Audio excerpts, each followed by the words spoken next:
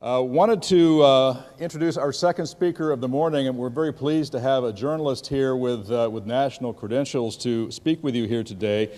Judy Muller was an ABC News correspondent based in Los Angeles for 15 years. She worked for CBS Network for 10 years before that.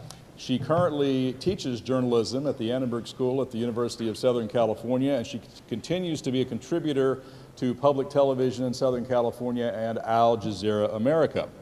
I have a quick story about Judy Muller that she hasn't heard, and so she's going to hear about it for the first time along with all of you. So the Rodney King riots in Los Angeles in the early 90s. I was working in Fresno. I'd gone down to Los Angeles to cover the riots and the civil unrest in the aftermath of the verdict. And I had been up for about, well over 24 hours and was at the point where I'd hit the wall. I decided, I've got to go find a quiet place to close my eyes and rest for a little while. So I left. This is at the ABC Bureau in Hollywood off of Prospect before it moved. So I left the live truck and I went into the ABC Bureau in a vain attempt to find a quiet spot.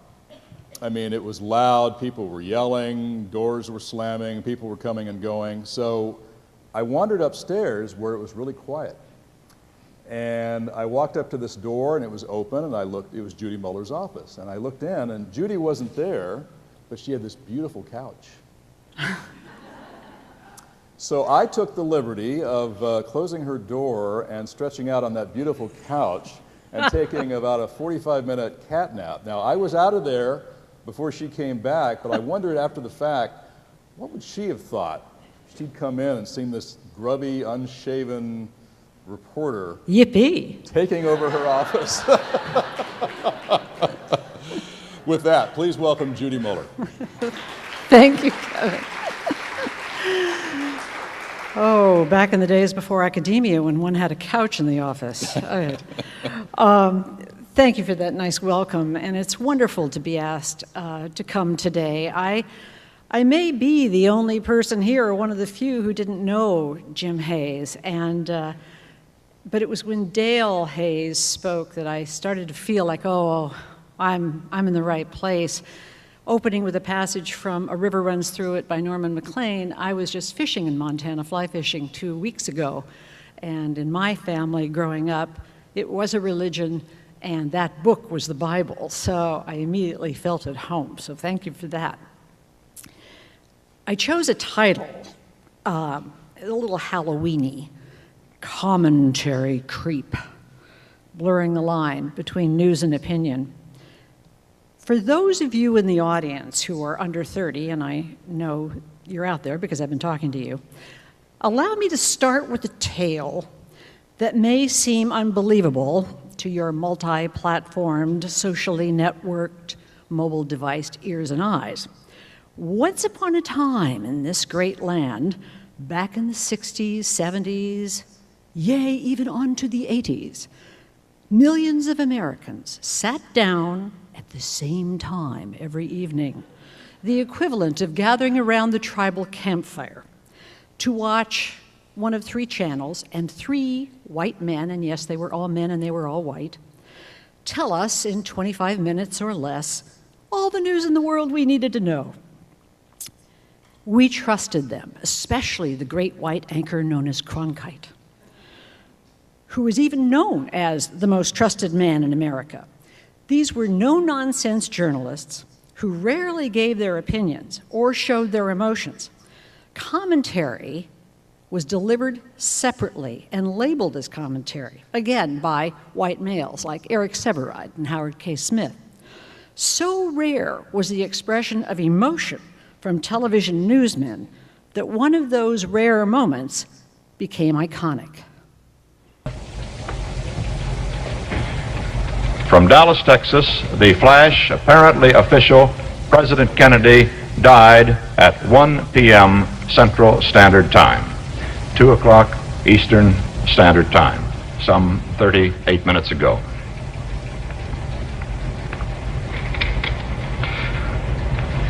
Vice President Lyndon Johnson has left the hospital in Dallas, but we do not know to where he has proceeded.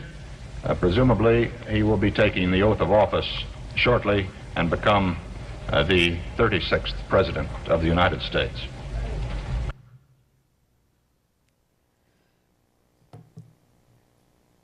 That was emotion for its time.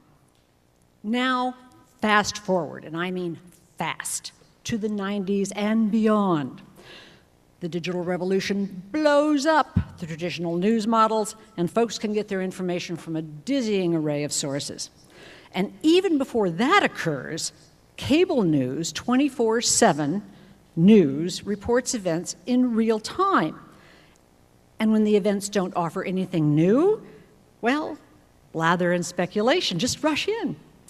There are so many examples of this, it's kind of hard to choose just one, but here is CNN anchor Don Lemon speculating on whether something supernatural may have occurred in the missing Malaysian jetliner incident. What if it was hijacking or terrorism or mechanical failure or pilot error, but what if it was something fully that we don't really understand? A lot of people have been asking about that, about black holes and on and on and on and all of these conspiracy theories. Let's look at this. Noah says, what else can you think about? Black hole, Bermuda Triangle. And then Deji says, just like the movie Lost. And of course, they're also referencing the Twilight Zone, which has a very similar plot. That's what people are saying. I know it's preposterous, but is it preposterous, you think, Mary? Well, it is. A black hole is about, you know, a small black hole would suck in our entire universe, so we know it's not that. Bermuda Triangle is often weather, and Lost is a TV show. So Right. I think I always like things for which there's data, history, crunch the numbers. So for me, those aren't there, but I think it's wonderful that the whole world is trying to help with their theories, and I absolutely love the theories. Well, I absolutely hate the theories, especially when so-called credible news organizations pose them as legitimate questions. As the late Pat Moynihan once said, every man is entitled to his own opinion, but he's not entitled to his own facts. It should be the job of professional journalists to sort the opinions, especially the loony ones, from the facts and not fill airtime with mindless speculation. But when you have many, many hours of airtime to fill and no new developments, well, idiotic speculation is too often the result. Sometimes it could be dangerous, as in hyping the threat of Ebola in the United States. I'm a huge fan of the Borowitz report in the New Yorker, in which satirist Andy Borowitz regularly skewers wacky reporting. And this is what he wrote earlier this week. Dateline, Canton, Ohio. An Ohio man has become infected with misinformation about the Ebola virus through casual contact with cable news. The Centers for Disease reported. Tracy Klugen is believed to have been exposed to cable news for no more than 10 minutes, but long enough to become infected, said the CDC. Within an hour, he was showing signs of believing that an Ebola outbreak in the U.S. was inevitable and unstoppable. Once his condition was apparent, the Ohio man was rushed to a public library and given a 7th grade biology textbook, at which point he started to stabilize. But others, exposed to the widening epidemic of Ebola misinformation, may not be so lucky. A man in Oklahoma was exposed to Elizabeth Hasselbeck on Fox for over 3 minutes, said the CDC. We hope we're not too late. Okay. In addition, by the way, this is Thomas Morales, who is like my savior, and he's going to stay here so we don't crash again. Thank you. Okay. In addition to filling airtime with speculative blather, more and more broadcast reporters are injecting emotion into their reporting, especially during live shots. This clip from CNN's coverage of Hurricane Katrina in New Orleans is often cited as a major turning point. Anderson Cooper had been reporting from the scene for days, excuse me, with all of its gruesome imagery. There were times when he teared up and found it difficult to speak. In this clip, he is interviewing Louisiana Senator Mary Landrieu. Joining me from Baton Rouge is Louisiana Senator Mary Landrieu. Senator, appreciate you joining us tonight. Does the federal government bear responsibility for what is happening now? Should they apologize for what is happening now? Anderson, there will be plenty of time to discuss all of those issues about why and how and what and if. But Anderson, as you understand, and all of the producers and directors of CNN and the news networks This situation is very serious, and it's going to demand all of our full attention through the hours, through the night, through the days. Let me just say a few things. Thank President Clinton and former President Bush for their strong statements of support and comfort today. I thank all the leaders that are coming to Louisiana and Mississippi and Alabama to our help and rescue. We are grateful for the military assets that are being brought to bear. I want to thank Senator Frist and Senator Reid for their extraordinary efforts, Anderson. Tonight, I don't know if you've heard, maybe you all have announced it, but Congress is going to an unprecedented session to pass a $10 billion supplemental bill tonight to keep FEMA and the Red Cross up and operating. Excuse me, Senator, I'm sorry for interrupting. I haven't heard that because for the last 4 days, I've been seeing dead bodies in the streets here in Mississippi, and to listen to politicians thanking each other and complimenting each other, you know, I got to tell you, there are a lot of people here who are very upset and very angry and very frustrated, and when they hear politicians thanking one another, it just, you know, it kind of cuts them the wrong way right now, because literally there was a body on the streets of this town yesterday being eaten by rats because this woman had been laying in the street for 48 hours, and there's not enough facilities to take her up. Do you get the anger that is out here? Okay. Anderson Cooper's empathic reporting from the scenes of disasters like this actually represented a major shift in tone. In a New Republic article entitled "Me Journalism, What Anderson Cooper Has Done to His Profession," the author wrote, "Cooper is a journalist for whom all news is filtered through an intensely personal lens, an anchor who is physically and emotionally embedded in the topics he reports on." In responding to a New York Times critic about his personal approach to covering Katrina, Cooper said, "This is life and death. This is not some blow-dried pundit standing outraged for some ratings, which is what cable news often boils down to." I think the audience, especially the digital generation, is fairly savvy when it comes to spotting phonies. This is the Jon Stewart generation, remember. Anderson Cooper's strength is that he is transparent, clearly explaining why he's angry, offering evidence for his outrage or empathy. He then becomes a conduit for the viewer, a character in the story almost. Honesty is a tough thing to fake. For better or worse, this style of reporting has caught on. That was years ago.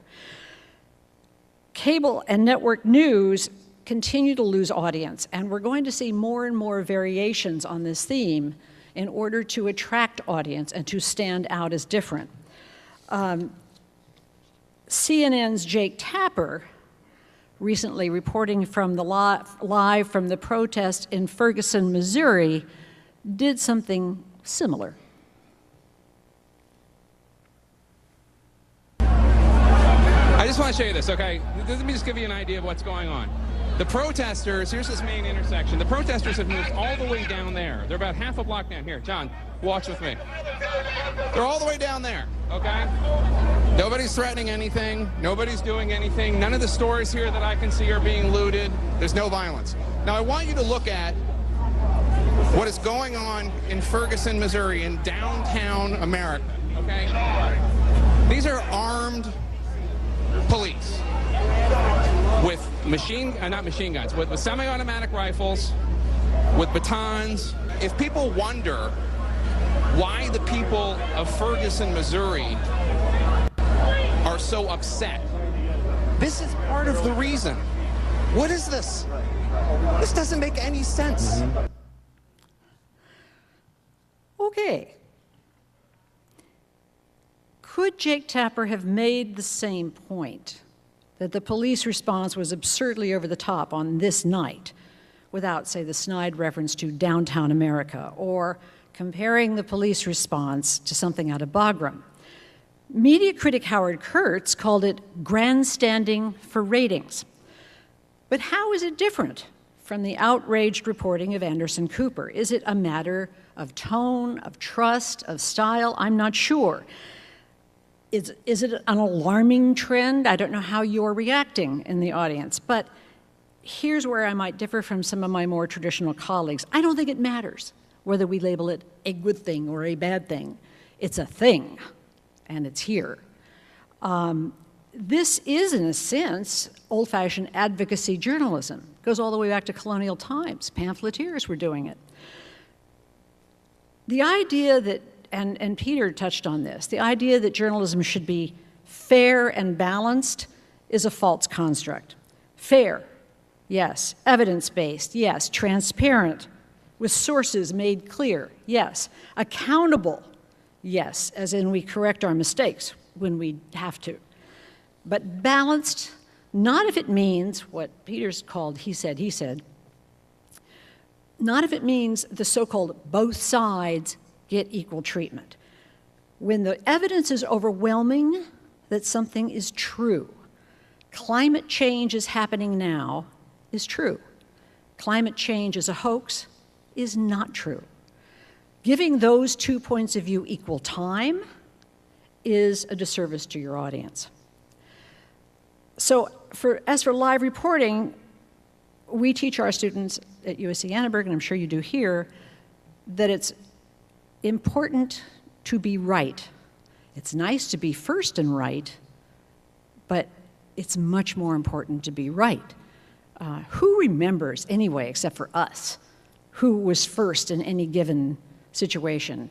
I remember ABC, and I was part of this coverage, was first in announcing that Ronald Reagan had died. You know, nobody comes up and says, oh, you're the woman who beat NBC by 5 minutes in announcing that Ronald Reagan died. Who cares? It's not important, but I'll tell you, it was the longest 5 minutes I've ever spent waiting for another outlet to say he was dead, because you're out there alone, you're going, please, may that source, two sources be right. So it's so important to be right. And in this pressurized time where Twitter and social media and somebody in your ear from New York is saying, NBC just reported, blah, blah, blah, blah. And you say, well, I don't have that. It's hard to get the courage to say that and stand up to the folks who are worried about it. Sometimes the reporter needs to put the evidence and his or her own observations into some clear context. Tapper pointed out that the protesters were down the street, not causing trouble, while the police force was responding with tanks and automatic weapons more suitable for war. Pointing out these facts was absolutely appropriate, but his exasperated tone clearly put him on the side of the protesters in Ferguson. Was that going too far? Well, I think his tone actually hurt his case. I think that the audience can see the facts and judge for themselves. Yet, I found myself applauding Anderson when he grilled those public officials in New Orleans who were trying to spin events their way. And that is the job of a journalist. It is our job, after all, to speak truth to power, to, as they say, afflict the comfortable and comfort the afflicted. An old saying, but it works. So, you know, there is no black and white on this. This is a matter of style, a matter of tone, a matter of how well you back up what you're saying and make your argument. I think we need to teach our journalism students the importance of context, of narrative, to put the evidence and the facts into a framework that makes sense and informs me rather than preaches at me. Or worse, a framework that bores me. Here's a clip from Jon Stewart's Daily Show, which points out the perils of just reciting facts without context. This is from coverage of the shooting at the Navy Yard. But you know, for sheer accumulation of breathless wrongness, there's really only one source that matters. This is CNN. A little bit of a buzz here, some activity here.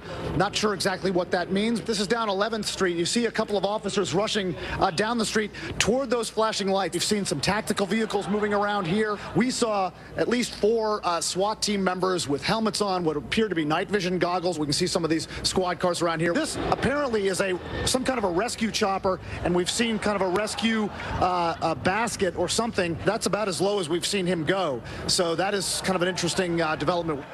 No, that's not an interesting development. Those aren't interesting developments. You're just standing in front of a camera naming you see. It's not anything. It's like It's like walking down the street with a 5-year-old. Police car. Fire hydrant. Okay. Obviously, just reciting facts doesn't work. We have to prepare young journalists for a much more complicated world than many of us had to operate in. But the basics, as we've already heard this morning, the ethical decisions, the search for verification and evidence, for attributing sources, for double-checking facts before blurting them out on live TV, those basics have not changed. But the pressure to be first is enormous in this age of Twitter and social media. So we now live in what I call the age of the retraction, in which reporters are too often saying, oops, never mind, that guy whose picture we showed on national television is not the suspect after all. That's a problem. But we also live in the age of immediate reaction. And I am not gloomy about this. I think what's amazing, oh, by the way, all these clips, I didn't watch any of this in real time on those networks. I got it from Facebook posts and people telling me about it and tweeting about it. So, and the reaction is that fast. I mean, Jake Tapper, if he's grandstanding, people were on it, you know, and criticizing him. There were defenders as well. So this became a conversation involving the group formerly known as the audience, which is now contributing and producing as part of the information world. This is why I am so passionately involved in a movement called news literacy. And this might seem like a shift in focus away from the commentary creep. The commentary creep is there, it's happening, it's done. What we have to do is educate the audience of the future, and I'm talking about, well, we're introducing it at USC to freshmen, but I've seen it in grade schools all the way down. I met this one first grade teacher who had done a news literacy course all around the Three Little Pigs. How do we know who's really telling the truth here? And is the wolf getting bad press? You know, it was brilliant, and allowing people to learn how to look for the difference between inference and evidence, and look for sources and what their motive might be. A friend of mine developed something, John McManus, something called the SMELL test. SMELL, an acronym for know what the source is, know what the motivation is, what's the evidence, does the thing seem logical, does it hold up, and the last L, what's left out. And you can teach these tools to the audience to be more discerning. And so the cream will rise. People will go, we hope, to those news outlets that are credible and have a reputation for dealing in facts and not speculation. Otherwise, and I worry about this, otherwise we're going to have a nation of little tribes clustered around little campfires, media outlets that confirm their biases. It's already happening. I certainly don't long for the days when we listen to just 3 white guys who told us, not that there's anything wrong with that, white guys, but you know, it's nice to have this much more diverse world of information going on. I don't long for the day when there were 3 networks to choose from. We've come a long way from the time when Walter Cronkite was named the most trusted man in America. In fact, a few years ago, Time magazine conducted a poll in which it was concluded that the most trusted newscaster in America is Jon Stewart. Does that mean people don't understand the difference between satire and news? I don't think so. I think what it tells us is that the audience is hungry for journalism that holds government officials accountable, for journalism that excels at crap detection, for journalism that puts disparate facts into logical context. So that's why I think training the community, formerly known as the audience, to be news literate is the heart. It's at the heart of preserving a credible free press and an educated electorate. Meanwhile, if reporters express emotion, either grief or outrage, or fill airtime even with mindless speculation, let the audience be the judge. Thank you.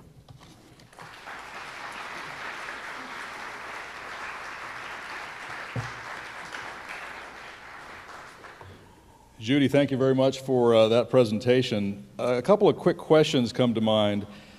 First of all, with regard to the shifting boundaries that you talked about with reporters, and we saw the Walter Cronkite clip, very famous clip, and then the Anderson Cooper clip. I'm wondering if there ever is a time when it's appropriate for a reporter to show some sense of emotion, that they are human, even though their job is to be as objective as possible. And I frame that in the context of, during the Katrina situation, I happened to be sitting on the anchor desk one weekend, and we had a reporter from Sacramento who was at Katrina, and she'd been there a couple of days. She was very tired.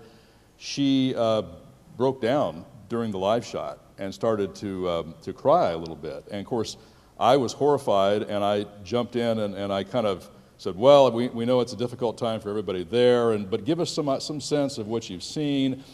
I was able to kind of get her to where she could compose herself, and then she went on and completed her report. And afterwards, she was grateful that I think that I had helped her to do that. But I wonder if it ever is appropriate, in your view, for a reporter to show that kind of emotional involvement. I do. I mean, I don't think you should be weeping openly and blubbering through live reports, but I think if something really terrible has affected you, I mean, you have to get a hold of yourself and get past it, and I certainly would. I've been in that situation. I haven't broken down, but I covered Columbine as well. It was hard. I covered the Space Shuttle Challenger when it blew up, and I was on the air for an hour live, and I didn't break down until I got off the air, because it was just so, the magnitude of it. So I would argue that you need to try to remember that your job is to get the information across. And if you lose it, if you become embroiled in your own emotion, you aren't serving your audience very well. But there are things that are so bad, and we saw it with Cronkite. Actually, the power of that, to me, is that he tried so hard not to break down, to keep talking. He went on and said, the vice president, what's the next thing? It was, and I remember my father, who was a career naval officer, it was the first time I ever saw him cry. It was after that, because Cronkite gave him permission, I think. It was really interesting. But that was such a powerful, iconic moment. If Walter Cronkite were falling down and crying every night, it wouldn't mean anything. So I don't know if that answers the question, but I think it's a case of degree. And then one question to the point of your remarks. You talk about creeping commentary. Explain to folks, in your view, the difference between commentary and analysis as delivered by broadcasters. Well, this is another thing I would want to see covered in a news literacy course. What information neighborhood are you in? Analysis is much more about explanation. Here are the facts as we know them. Here's how we are analyzing what's happening right now. Commentary tends to have an opinion or a conclusion. So that would be a difference. And I think in the case of the Anderson Cooper clip in which he's confronting Mary Landrieu, I thought that was perfectly legitimate. I mean, she was spinning it. That was just pure bull. And when our own eyes could see what was happening, to be congratulating one another on this great job the federal government was doing when it wasn't, was something she needed to be called on right in that moment, and I thought that was perfectly legitimate. If he had gone on to say, I can say that I think you people are completely out of line, you ought to be ashamed of yourselves, that would have been one step too far into commentary, to me. Yeah, so there are degrees. Yeah. Judy Muller, thank you very much.